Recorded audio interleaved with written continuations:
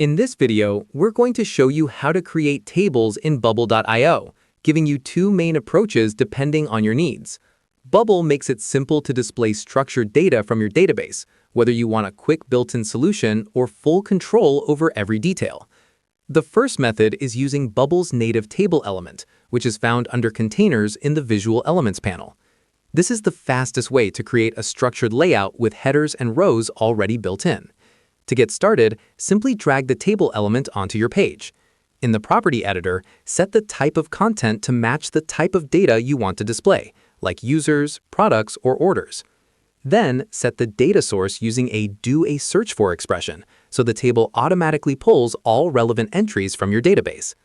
Once your data source is connected, Bubble generates headers and rows automatically. You can click inside each cell to add text, images, buttons, or even icons. Bubble also allows you to customize styling, so you can change colors, adjust padding, and enable features like sticky headers or sorting columns. This method is perfect if you want a clean, professional table quickly without too much manual setup. The second method is using a repeating group, which gives you maximum flexibility.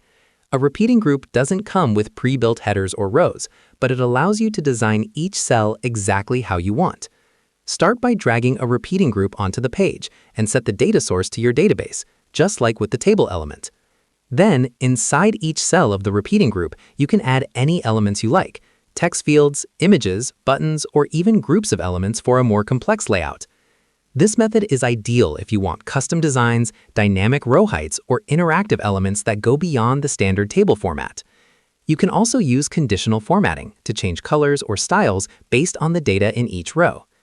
Whether you choose the native table elements or a repeating group, Bubble makes it easy to connect to your database and display dynamic content in a clean, organized way.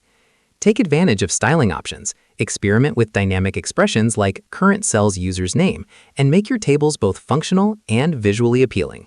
With these two methods, you can build anything from simple user lists to fully interactive data dashboards.